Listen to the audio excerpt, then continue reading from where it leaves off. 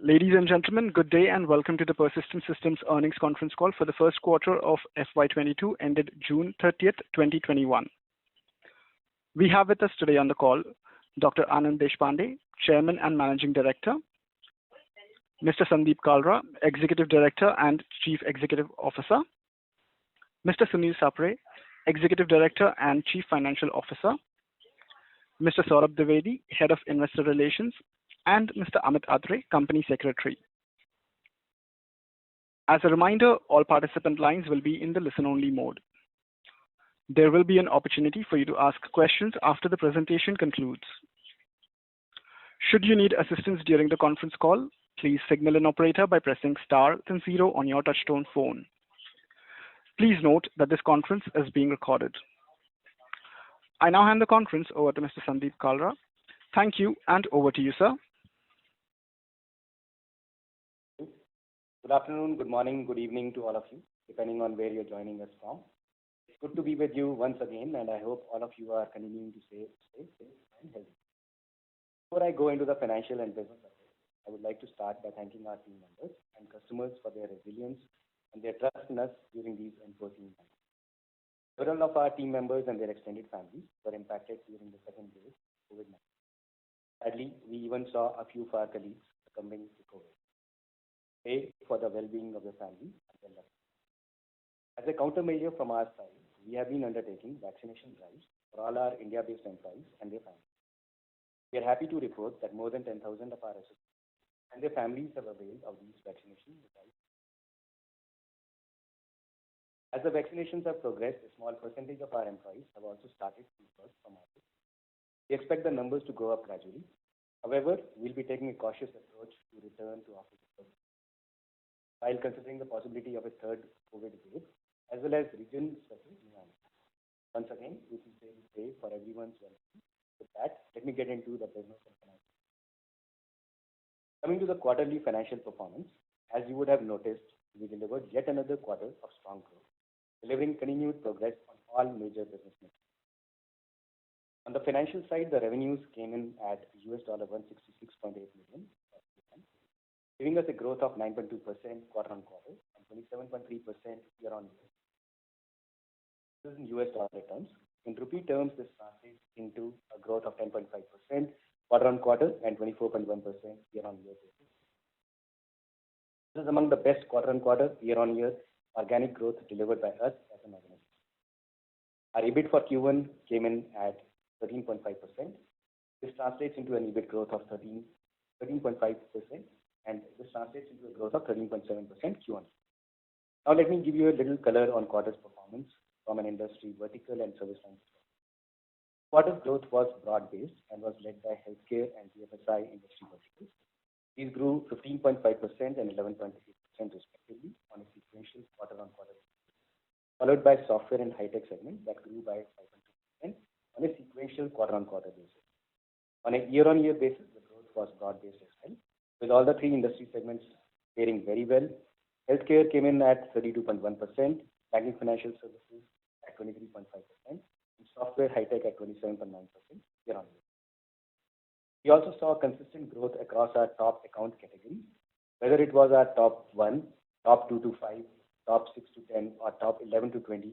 All of these saw significant growth quarter-on-quarter. To give you specific numbers, the top 1 customer grew by 3.4%, top 2 to 5 by 15.6%, top 6 by 12, and top 11 to 20 by 10.9%. This should give you the confidence of our strategy in terms of account mining working out very well. Further, to substantiate this, the number of customers that we have in the greater than 5 million moved significantly up this quarter, going up from 17 to 21, an addition of 4 customers in the greater than 5 million category. Similarly, on the greater than 1 million category and less than 5 million revenue run rate, added 10 customers on a sequential quarter-on-quarter basis. The quarter ended with 76 customers in this revenue category compared to 66 in the last quarter. Before I move on, I would like to point out 2 aspects. In the last 2 financial years, we have been reporting our revenue breakup by 2 organization units, technology services and alliance. As we have been sharing with you in our previous calls, the business is now organized around industry sectors, service lines, and Hence, we are discontinuing the reporting of our revenue breakup by the two erstwhile organizational units, as the utility of the same is no longer available. Revenue for our CE/CLM reseller business, which is categorized under our IP business, has been accounted on a net basis from Q1 FY22 onwards. That is, for the CE/CLM reseller business, we are only taking the margins for value-added reseller services as the top-line revenue in our P&L. This was necessitated due to the lack of associated engagements with such reseller revenue. Now, coming to the order book for the quarter, we had a good quarter from an order booking perspective. The total contract value for the quarter came in at $244.8 million. The annual contract value of this is the order of $188.8 million. In terms of new bookings, the new business total contract value was $147.7 million, out of which the ACV component or the annual contract value component stands at $93.5 million. Just to refresh everyone's memory, the TCV, ACV numbers that I just spoke about include all bookings, small and large, renewals, as well as new bookings across existing and newer customers. Coming on to the employee numbers, we had yet another quarter of significant addition in our team count. We brought in 1224 new colleagues, bringing our total colleague base or employee base to 14,904 at the end of June 2021. The attrition for quarter came in at 16.6% compared to 11.7% in Q4 on a trailing 12-month basis. As you would have seen, attrition has been increasing across the industry, given the shortage of digital skills in the industry and the ongoing upsurge in demand. This is definitely a focus area for us as a management team. We have taken many proactive measures with an aim to bring this under control. The measures include increased engagement levels with our employees, flexible working hours to help work-life integration, increase in fresh grad intake, upskilling of our existing employees, and helping our people with long-term career development and planning with active learning and development interventions. As you may be aware, we had undertaken salary increases in November 2020 for the last financial year's cycle, much ahead of our other peers. For FY22, we have reverted to our normal wage hike cycle in July. We continue to strengthen our leadership. Suresh Prabhu joined us as the Chief Delivery Officer for Industry Verticals. Suresh comes in with a strong experience across multiple product organizations.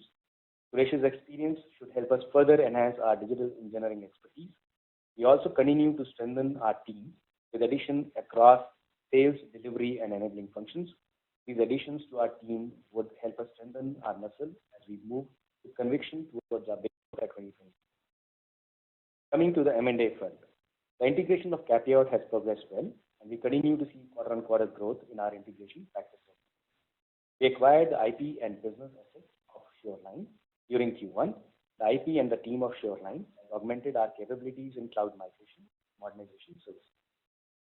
Continue to scout for potential targets in our focus areas and hope to give you an update on this in the coming quarter. Moving on to ESG. As shared with you in our previous analyst call, we have now appointed an ESG consultant to define the ESG roadmap for the company and start measuring ourselves against standard ESG practices. By the end of FY 2022, we will come up with a comprehensive report on our ESG roadmap and the status of our current initiatives against the program.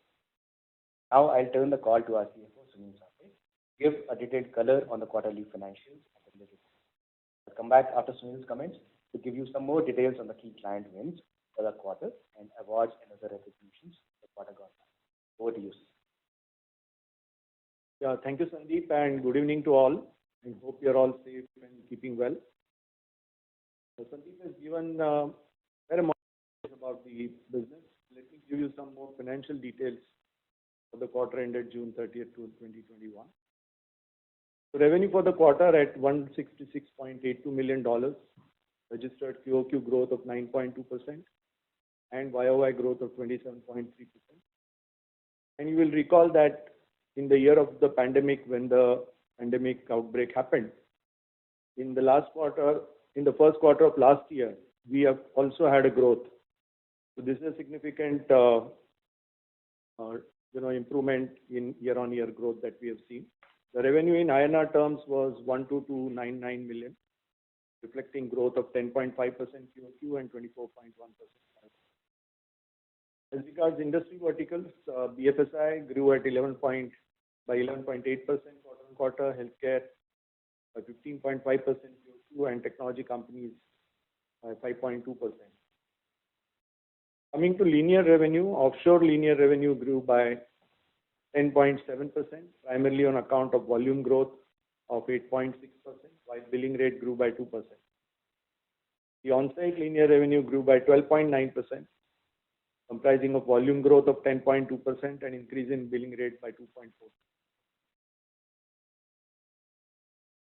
With continuing efforts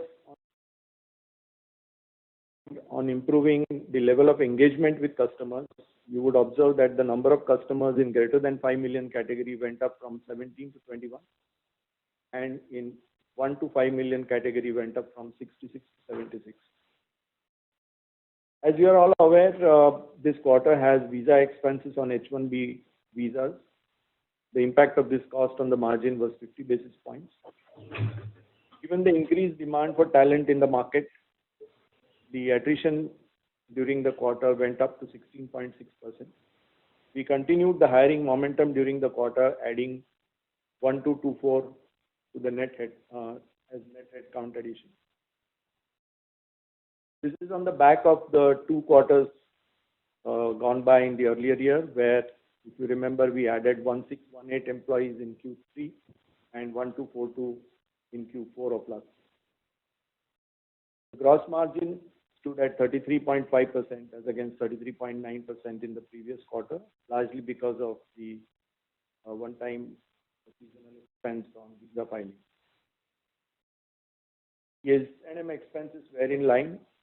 As regards G&A expenses, there was an impairment in one of our investment in startups. The impact of this on the margin was 60 basis points. There was also an increase in recruitment expenses on the back of continued hiring and some leadership hires. Collections from customers against some receivables that we had provided for earlier resulted in reversal of doubtful debt provision, whereas the total spend on donation towards COVID was slightly higher than the previous quarter. So these 2 items in some sense offset each other. Overall, SGA was at 17.2% as against 17%. The EBITDA came in at 16.4% as against 16.9% in the previous quarter.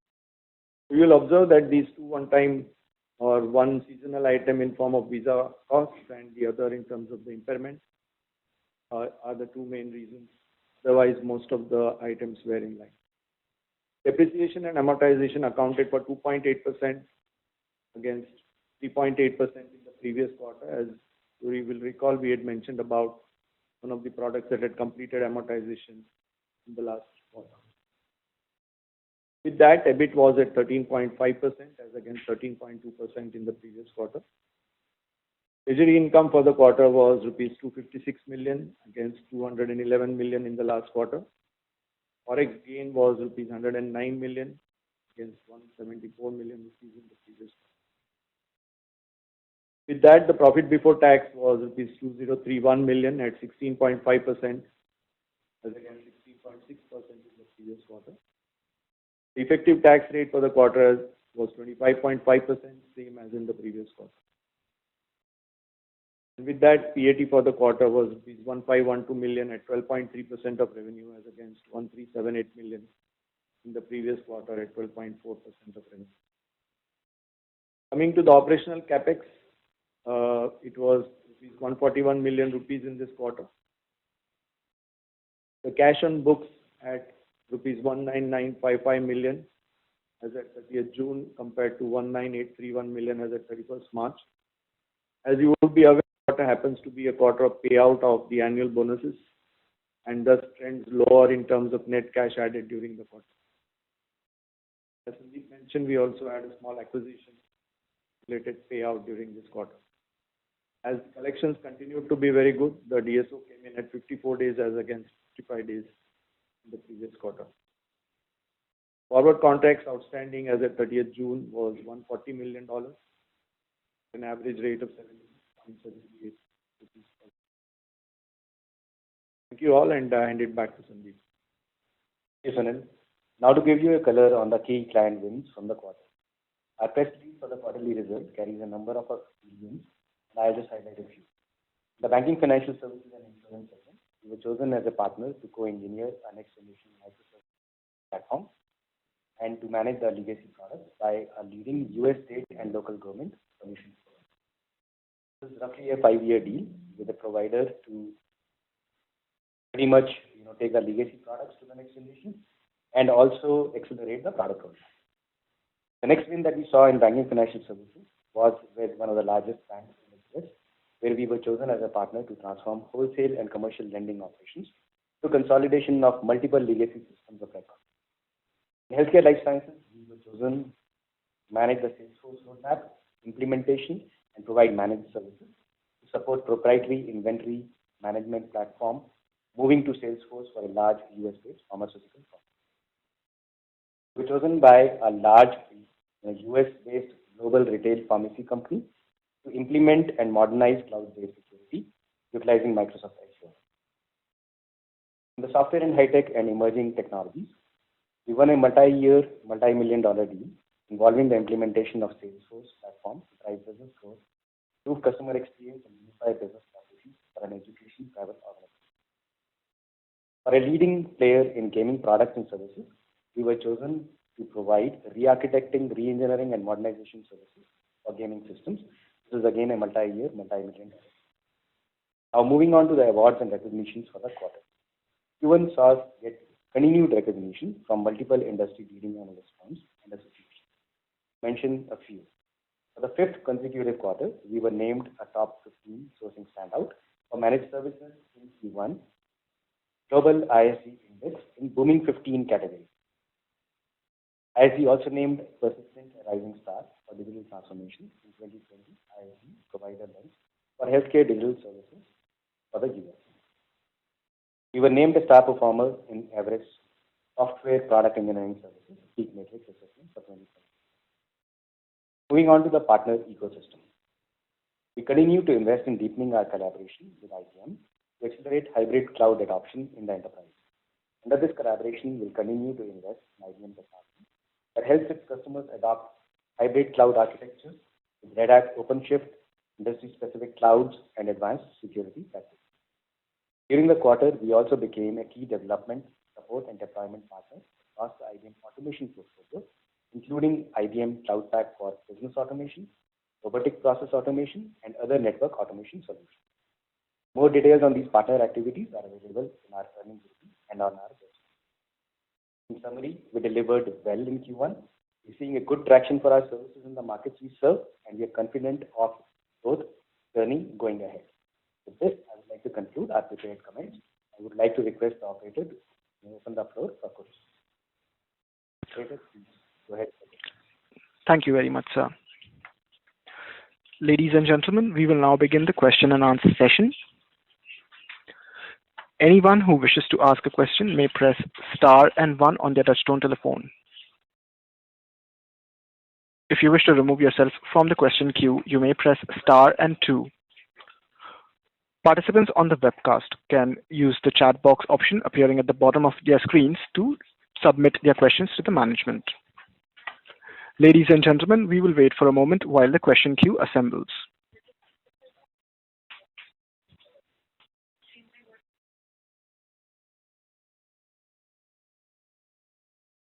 Right, I'll begin with the questions on the chat first, and then we can go to the audio questions. Sure, sir. So Sandeep and Sunil, the first question that we have got on the chat forum is, could you give a number on what level of growth has the acquisition of Capiot enabled in this quarter? Also, do you expect to margins going forward? Sorry, I'll take that question and I'll have Sunil answer that as a margin question. And can you tell us who asked the question so we can? So yeah, the question came from Janil Jain from Omkara Capital. Okay, sounds good. So on the question around Capiot growth, for the quarter compared to the last quarter, the Capiot growth would have been roughly around 500K in US dollars quarter on quarter. Well, if you can answer the margin question.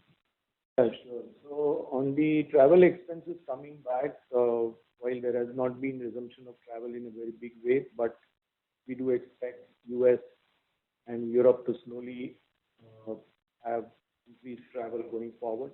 The next 2 quarters, we can expect about 30 to 40 basis points of increase in travel expenses, which will come back by end of December. If we reach a good level of vaccination in India, then the outbound travel from India could also start towards 2022. So overall, if we look at the full year, it will take 2 or 3 gradual moves towards taking the travel expenses back to a level of 1%. It will still not be the same as what it used to be in pre-COVID time. That is how we look at that. Right. And Sunil, we may want to clarify the travel expenses for this quarter, just to clarify, were on account of H1B filings and not on account of travel. And that happens every year in this quarter. So we just want to clarify. Before we go to the audio questions, I think the only other feedback I got on the chat forum is maybe the voice from our side is a little low. So if we can speak a little more loudly. Thank you. We'll move to our first. We'll move to our first audio question, which is from the line of Nitin Padmanabhan from Investec. Please go ahead. Yeah, hi. Good evening, everyone, and congrats on a great quarter.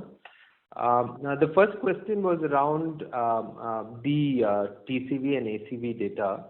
Now, it's been like 3 quarters of this data. In the current quarter performance, is there revenue accretion from deals won in Q3? That was the first question. So you're talking about deals won in Q3, revenue accretion from that obviously would have happened. A little bit, as you look at it, some of these deals take time to ramp up. And that's what is happening. As we, kind of win deals over the quarters, every quarter as these ramp up, you are seeing the revenue consistently kind of, go up in terms of growth. If that was the question. Yes, that was the question. Thank you. The second one was on, in terms of the rising attrition and the compensation increase, I think we are likely to give next quarter. Just wanted your thoughts on how are you approaching that and what's the, potential impact there when we look at next quarter. So for us, the pay wage, the hike cycle is July onwards. So we've already given the letters out in terms of our increase. Started, right? I will let Sunil comment on the margin impact and what our plans are to recoup that. Sunil, over to you. Yeah, sure. So, if you recall, historically, we've been having wage hikes, and typically the revenue growth and several other levers most, commonly allow the company to recoup. Now, currently we are seeing 2 phenomena in the market. One is that we have significant tailwind in terms of revenue growth, but this is coming also at the in a combined way where the digital technology-oriented skills are not exactly adequate to fulfill this demand. As a company, what we have done is we have significantly increased the hiring over the last few quarters, and that's where you will find that our utilization, offshore utilization, has hovered around 80%. So we have first concentrated to ensure that we are able to fulfill the business. Now, at this point in time, we have the utilization lever, which is significantly, you can say, one of the areas that we are working on. The second part is also the mix between lateral hires and fresher hires. That is another area that we are looking to optimize. And lastly, of course, the fact that we have onboarded these people and the conversion, when it happens in terms of better utilization, will provide the cushion to absorb the pay hikes. So these factors are what will be the areas to look out and watch out for. And we are conscious of the fact that we have to manage the attrition in a controlled environment. I mean, in a manner that we can be comfortable with respect to deliverables and the sustaining the quality with the customers. Last but not the least, we will also take a conscious view in terms of potential areas where we can work with customers wherever we have flexibility in pricing because I believe that there is a point of time when customers do understand that these skills are not easily available, and to ensure that their deliveries and quality is not affected, we do have pricing power in some of our businesses. I hope that gives you a good understanding of how this will pan out. Yeah, sure. That's very helpful. Only the quantification of what we could expect in terms of potential headwind is the only last thing, and then I'll get back into the queue. Thank you. Yeah, in terms of overall impact from the wage hike, it will be of the order of 250 to 275 basis points, and we expect all these levers to allow us to absorb most of it. Maybe there could be a 75 to 100 basis points of headwind in one quarter in which pay hikes actually start. But with increased revenue, we're trying to see how much we can contain that. But it will not be more than that kind of. Very helpful. Thank you so much, and all the very best.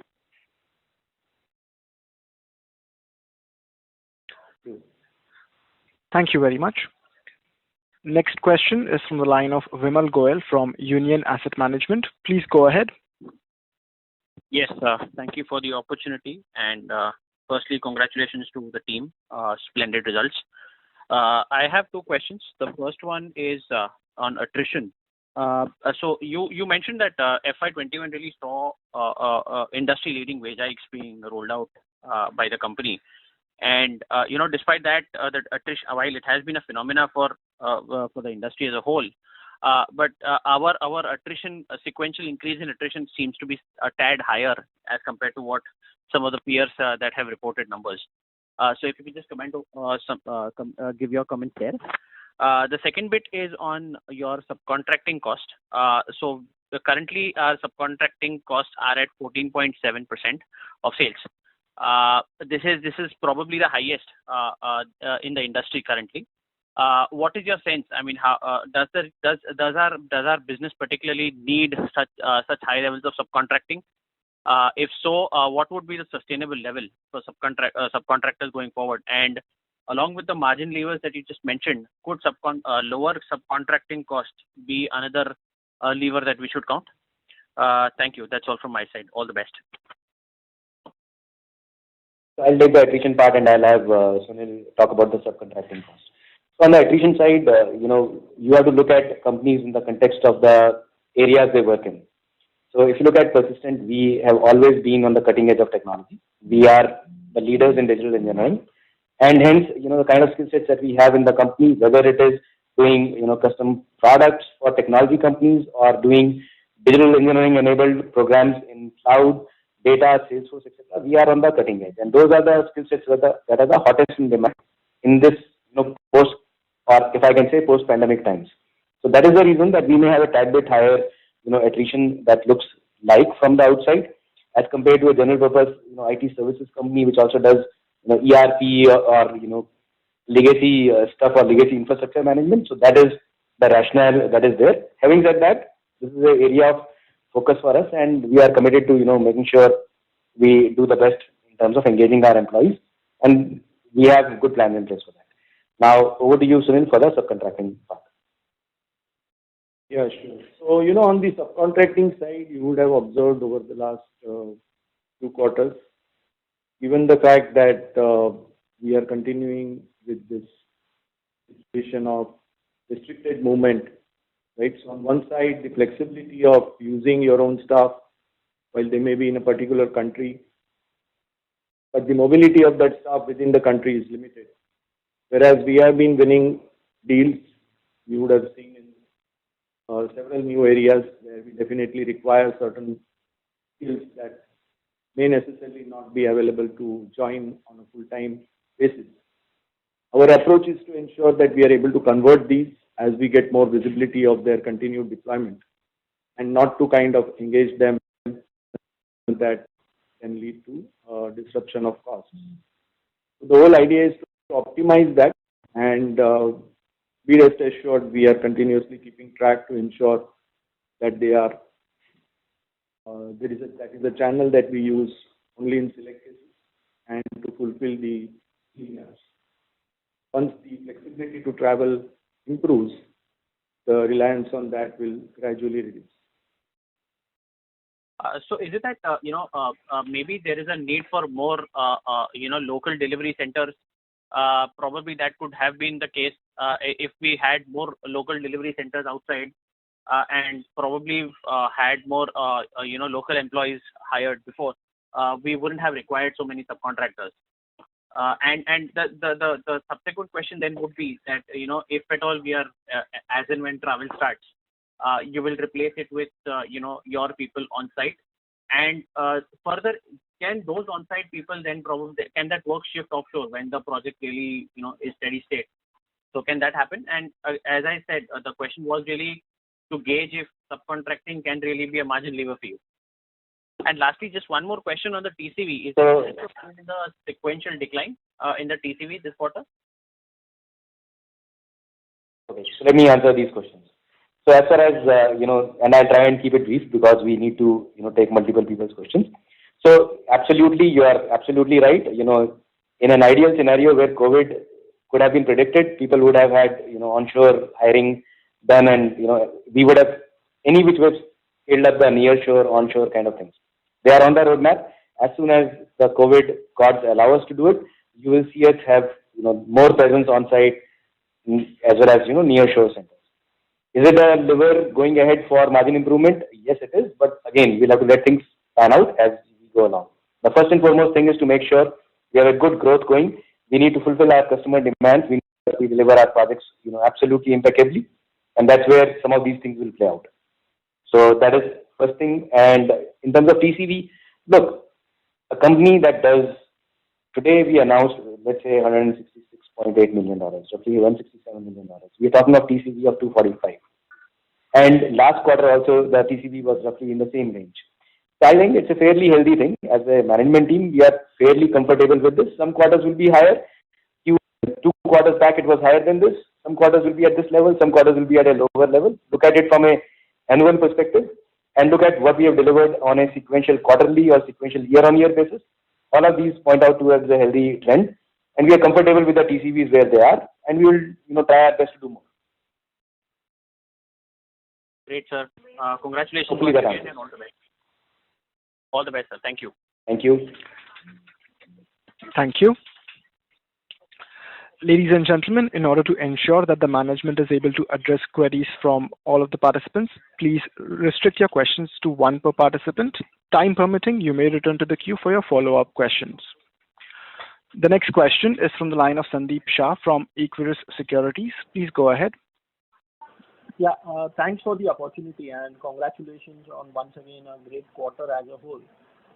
So Sandeep, my question is more on the operating leverage. So despite last 3 to 4 quarters solid Q-on-Q growth which is coming, the EBITDA margin though on a YOY basis looks better, but on a Q-on-Q basis has been hovering around 16.5% to 17%. And one obvious reason is the increased supply side issue. So in this scenario, how do you tackle this supply side issue in terms of business perspective? A, in terms of pricing negotiation with the client, because you are also saying the attrition is going up because of the hot talent. And B, in terms of any restructuring of your low margin business units, if you can throw some light besides the other margin levers which the CFO has spoken about.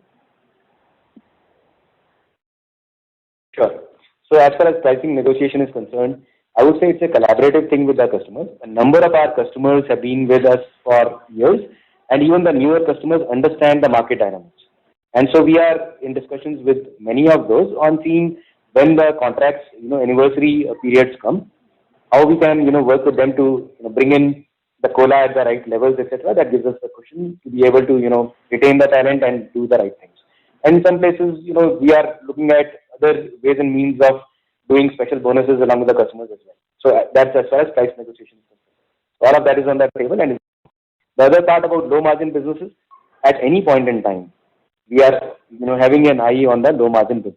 And we are continuing to rationalize some of that. If there are more hard we need to take, absolutely do that. We have brought good tailwind behind us. We have a good growth momentum. And so decisions small or large on low margin businesses, rest assured we have an eye on the ball. Balance, if we take those decisions, we'll announce with time. Okay. Okay. And just a second question on terms of alliance business. Can you throw some light whether it's now on a consistent growth path, both on the IP as well as in terms of revenue, and also any efforts to improve the margin on this side of the business? And just a feedback, today, I think the audio of both the CEO and the CFO has been weak, so I think there is a difficulty in hearing your opening remarks. So if you can rectify, it would be really appreciated. Okay, we'll try and speak a little louder.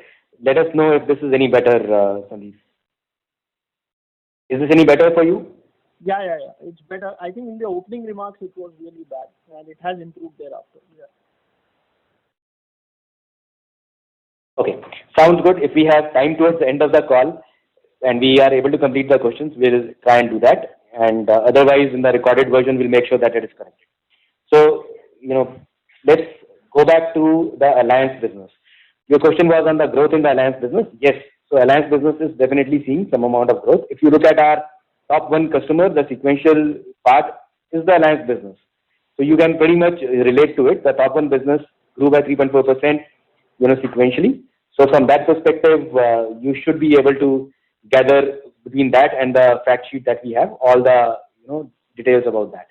Now, in terms of margins, etc., as well, as I said, we have an eye on the ball in terms of which are the businesses where the margins can be improved, and part of the thing is those are being implemented, and that is where, despite the one-time, things that we talked about, the impairment that we talked about, the basis points because of the H1B filings we, talked about, we still were able to come in at about 16.3, 16.4, right? And if you add back those things, we are actually higher than the 17, whatever was there last quarter. So from that perspective, we have an eye on various parts of the business, and we will keep continuously, looking at what we can optimize. Okay. And last question, if I can squeeze, Sandeep, sorry to interrupt, Mr. Shah. Mr. Shah, sorry to interrupt, but may we please request you to return to the queue for your follow-up question, as we have several participants in the queue waiting for their turn. Yeah, no issue. Thanks. Thank you. Thank you very much, sir. The next question is from the line of Manik Taneja from JM Financial. Please go ahead. I thank you for the opportunity and congratulations for a very solid performance. I'm just trying to prod you a little bit further on the revenue productivity trends. We've seen about 2 to 2.5% sequential increase here. Do you think that the tight labor market drives an opportunity to press customers for higher pricing, especially because of the tight supply side environment? That's question number one. The second thing is that if you could help us understand the number of freshers hired in the quarter, the plan for the year, and given the fact that historically the industry used to complain about the quality of fresher talent, and currently most of the industry peers are talking about increased fresher intake. Do you think that problem rears up, starts showing up once again after a certain amount of time? Thank you. Okay, so let me go back to the first question first. So the first question, if I got it right, is you were asking about typically the increase would be in the 2 to 2.5% range in terms of the price increase on a yearly basis. In this situation, do we have the ability to go higher? So in some cases, yes, but we have to be cautious of the competitive market that we play in. So while we definitely believe we have the pricing power in some of the customers, in a number of larger customers we play in a competitive environment as well. So wherever we have the ability to play competitively and do more, we will do more. Otherwise, it may be in this range and so on. So that is as far as that is concerned. In terms of fresher hires, we had roughly about 400 freshers in this quarter.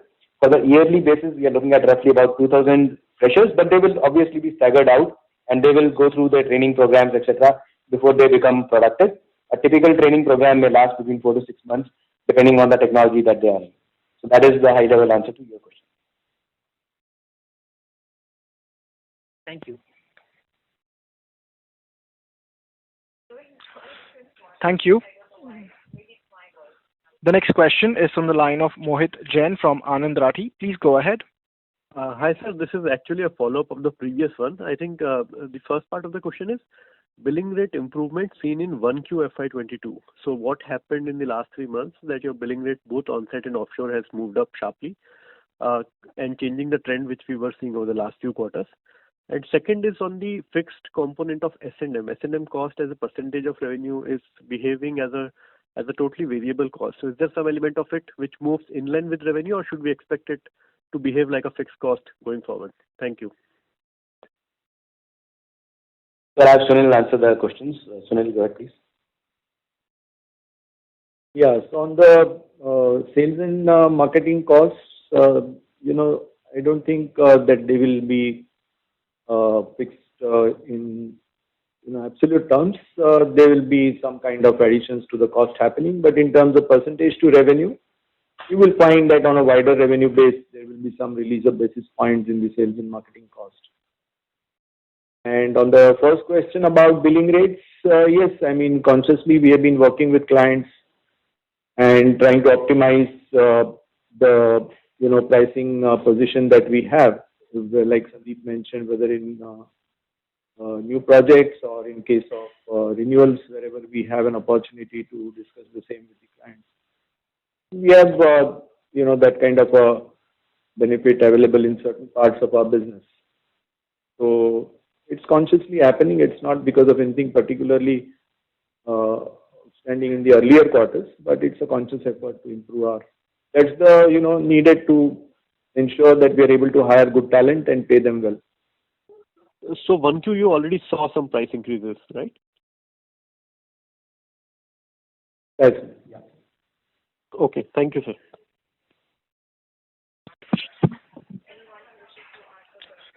Thank you. Next question is from the line of Dipesh Mehta from Emkay Global. Please go ahead. Yeah. Thanks for the opportunity and congrats on strong execution and healthy momentum. Two questions. First, just want to get what is driving strength in healthcare. So if you can provide some perspective, what is driving demand and how we are addressing that strength of demand in healthcare. And second question is related with India business. If you can provide some perspective, because India is doing well for us, and we have not seen any impact despite second wave of COVID in India. So if you can provide some colors, what is driving strength in India? Thanks. Sure. So the first question first, strength in healthcare. So the strength in healthcare is driven predominantly on the back of focused attempts by us in different parts of healthcare. So healthcare is an ocean in any country. It's one of the biggest GDP spenders. Healthcare part, as far as we are concerned, there are instrumentation companies and medical device companies on one side, and on the other side you have pharma payer providers. So we have gone deeper into hiring talent, which can kind of go into each of these segments and mine these segments for us, whether it is for the existing customers and also do the right logo acquisition from a new perspective. Now, in the instrumentation companies, that has been a traditional strength for us. In the provider and pharma, we are partnering more deeper with Salesforce. We have the best capabilities in the market on the provider segment in the US as far as Salesforce is concerned, and right from digital front door to many other solutions for the healthcare market, we are the leading provider. So that is what is panning out well for us, and we have further invested in our sales capabilities. We should try and keep this at pace. Not every quarter will be 15.5% sequential, whether it is healthcare or other segments, but overall the segment we have gone deeper in our penetration, and hopefully that will keep faring well for us over a period of time. Now, on the India side of it, there are two parts in the India market. There are a number of our global customers whose Indian subsidiaries we work with. So that is one segment for us. Second segment for us is the companies in India like the NBFCs, etc., where we are a big leader in the Salesforce space in implementing many different things like their loan origination systems, and for one of the leading mid-tier NBFCs, we are basically doing a huge multi-year transformation program as well. So there is good market locally for us, and then there is a market in India for the global customers, their Indian subsidiaries, and so on. Wherever the contract originates from, that's where we accrue the revenue. That's where the global companies, Indian subsidiaries, that revenue is accrued in India. So that's where you see the growth come in India from. Hopefully this answers your question. Yeah, thanks. Thank you. Thank you. Next question is from the line of Girish Pai from Nirmal Bang. Please go ahead. Yeah, thank you for the opportunity. I have a question for Sandeep and one for Sunil. Sandeep, your digital engineering stems from your OSPD capability, which is your legacy capability. But what is your right to win in the enterprise modernization market, especially against incumbents who are fairly strong out there? On what basis are you winning those deals, and is this sustainable? Sure. So let me answer that first, and then you can have the second question for Sunil. So Girish, if you look at it, what is the digital engineering side of it, and why is that giving us a seat on the table in the enterprise side? Today, if you look at it, everyone in the enterprise side, if you go to a large credit card company or a credit card issuer, they want to feel like a software product company. You go to a ATM company, they want to have software solutions outside of the ATM as well. You go to any company, everyone is looking at product and platforms, whether you are a enterprise in the banking financial services space or healthcare or any others, right? And everyone is talking about agile development. Everyone is talking about going more digital. Who has the more skills in that? Is it the legacy providers, or is it providers like ourselves who have been doing this for the last 30 years? We were entrenched in the product segment, and that is the skills that are today relevant for enterprise modernization. So what we used to do for product companies in a cloud-first kind of a product development is today applicable for a cloud-first platform development or enterprise modernization. So that is where today the barriers for us competing with the who's who, whether it's a US-based organization or a European heritage organization or an India heritage large organization, those barriers are broken, and we are competing fairly squarely for that market share, and that's where we are winning as well. So that's as far as the enterprise modernization story and our right to win is concerned. So you can ask the second question to Sunil, and we'll take it from there. Thank you.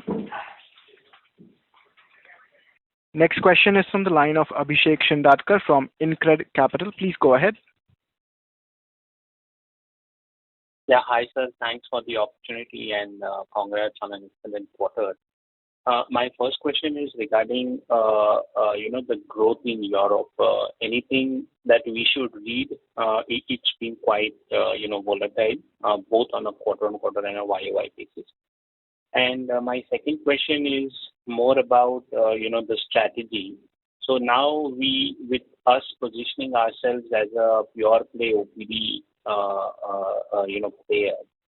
Historically, Persistent has operated at a very higher band of margins. So I'm not asking from a quarter perspective, but structurally, how do we position ourselves? Whether we would like to kind of achieve a higher band or kind of reinvest and kind of accelerate the growth, which is more comparable to OPD players. Thank you, sir. Sure. So let me try and briefly answer both the questions. So the growth in Europe, yes, it used to be volatile because one part of our business out there was majorly focusing on the resale of CE/CLM, which is an industrial product, which we also engineer for one of our largest customers. And that used to, since it's a product sale, sometimes some quarters it used to go up, some quarters it used to go down. And the other thing was we were trying to provide services around that. Now, if you look at it this quarter, we have taken the revenue on net accounting. If we had taken it on gross accounting, even Europe would have grown, much higher. And, the growth rate being one, the volatility being second, both the things to take care of the volatility. And since we don't add much value in that reseller business, we have taken it to net. And now on, you should not see much volatility in the Europe business and in the IT business. So that's the answer on that. The strategy part, yeah. Today, if you look at it, our skills are fairly well in demand. And can we try and, get a little bit more margin over a period of time? Absolutely. But is that the highest priority for us right now versus, making sure we continue the growth momentum? The growth momentum is, at the same time, we will see wherever we can, keep moving on the margin parameter over a period of next few quarters and years. Our aspirations are to do both. Pretty good growth and also increase the margins. But that will take time. And growth is priority for us as of this point in time. Hopefully that answers both your questions. Yes, sir. Thank you for taking my question. And just a small one for Sunil, sir. Nothing to worry about the unbilled this quarter or any comments that you would like to make. Thank you for taking my questions and best wishes for 22, sir. There is nothing to worry about that. It's just a matter of some of the paperwork that we had to get done, spilled over to the next few weeks, so it is getting built in this. Thank you. The next question is from the line of Madhu Babu from Canara HSBC. Please go ahead. Yeah, hi, sir. So now I think our growth is almost mimicking EPAM.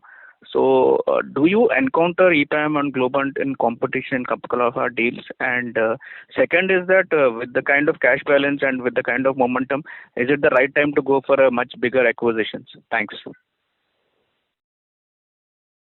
Sure. So Madhu Babu, yeah, we encounter a variety of competition in different kind of segments that we deal with. In some segments, we do compete with our, the names that you mentioned, the EPAMs and Globants as well. And in some segments, we compete with other people. And our growth rates, as you rightly said, they are inching up, and hopefully it bodes well for us for the long run. Now, the second part of your question was around acquisitions. So at any point in time, we are evaluating 3 to 4 tuck-in acquisitions, and should we find the right target, we'll absolutely go after it, and that is definitely a stated part of our strategy. And we have very clearly said our acquisitions would be tuck-ins, either to make us more smarter, sharper on some of the service lines that we have, or to go deeper in an industry vertical, whether it is BFSI or healthcare, or in a geography like Europe. So we are working on all this pivots. We hope to announce something in the next quarter or so. And it will be an ongoing process. Thank you very much, sir. Next question is from the line of Rishi Jhunjhunwala from IIFL. Please go ahead. Yes, thanks for the opportunity. Sandeep, one question on headcount, right? So, our headcount is consistently growing at least 10 percentage point above revenue growth for the past 2-3 quarters. How do we read that? I guess, there could be 2 or 3 ways in which it could pan out. Either revenue growth catches up with headcount growth, or you will cool off, hiring over the next few quarters. Or probably is it the case that incremental business is coming at lower pricing, and as a result, while volume growth might still be there, it's not necessarily translating into revenue growth. So just wanted to get some clarity around that. Right. So overall, the headcount will continue to increase because a number of our businesses, obviously are dependent on our ability to, staff them and scale them over a period of time. So our business is, a good amount of that is linearly dependent on the headcount. I wouldn't read it into the headcount increasing as yield decreasing or, cooling off and so on. At least for the next few quarters, we believe the headcount, this pressure will still be on, and we can do with more. More is less here as of this point in time. And if you look at the realizations, etc., we are comfortable, and we talked about, hopefully trying to increase it. Hopefully that answers. If I missed something, please let me know. No, that's fine. And just quickly, hello. Hello. Right, please. Yeah. So, So this quarter's growth, right? I mean, clearly it is one of the best quarters for you. And just wanted to understand whether, is the growth also could be attributed to some of the revenues probably, getting booked later in the end of the quarter, which could have otherwise spilled over to next quarter? Or do we expect the momentum to continue in the next quarter, given that it's generally seasonally fairly strong, even though, of course, not similar kind of growth, but it will remain healthy? So the bookings, etc., that we have done, if you look at the booking sequentially on quarter-on-quarter basis, that should give you the confidence of the growth continuing. I'll not put a percentage there, but and there was no end of the quarter phenomena. There's no one-time IP license, etc., that we sold. It was scaling up of services business over a period of time and built up over the quarter based on the deals that we won in the last few quarters and even in this quarter. And we have done healthy bookings. We have a healthy pipeline, so we are confident of the ongoing growth. Great. Thank you. All the best. Thank you. Thank you. Mr. Dwivedi, would you like to take chat questions for now then? Yeah, we just have time for a couple of questions which have come on the chat forum. So the first question to you, Sandeep. This is from Atul Bhole, DSP Investment Managers. In light of substantial deal wins across industry and shortage of skill set, do you see risk of delay in deal ramp-ups? So, look, it is a reality that, a number of our peers are also having good order bookings, etc., and there is pressure in the market for talent. But the objective at our end is our ability to forecast our requirements and try and, be ahead of the curve in terms of trying to hire the right skills, etc. And we are doing our best. So far, we have not seen any delays in any of our customer program ramp-ups. And thankfully, all the ramp-up that we have done, we have hired roughly about 4,000 people in the last 3 quarters. And that has, kept us on pace. We have not missed any customer commitment, even in COVID times. So we are hopeful, and, it's an ongoing business challenge, and we have good processes in place to take care of it. Okay, and the last question, which maybe either you or Sunil can address, from Debashish Mazumdar from Edelweiss Finance. He's asking, unlike most of the peers, our on-site contribution to the revenue is going up significantly in last few quarters. What is the reason there? Are we addressing the high demand scenario in a different way than competition? And in the previous high demand cycle between 2010 and 16, Persistent used to operate at 16 to 18% EBIT margin bracket. Do we see potential to go back to those levels in the medium term? Okay, so let me quickly try and answer because we are running out of time.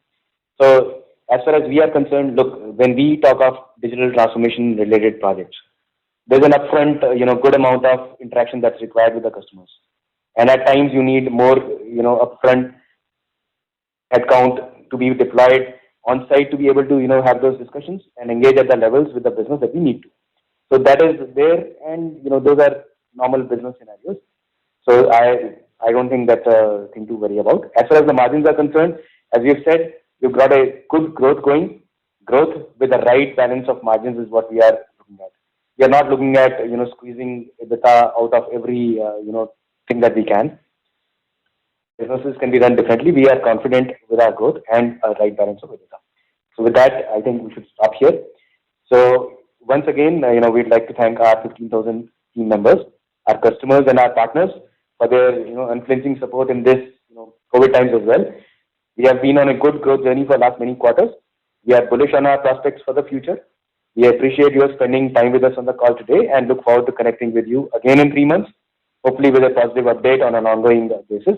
Please stay safe, stay healthy. Thank you. Thank you very much, management.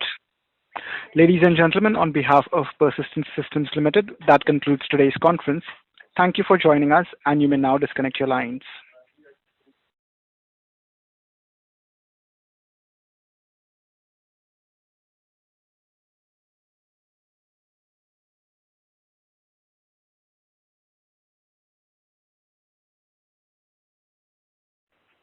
Playback is complete.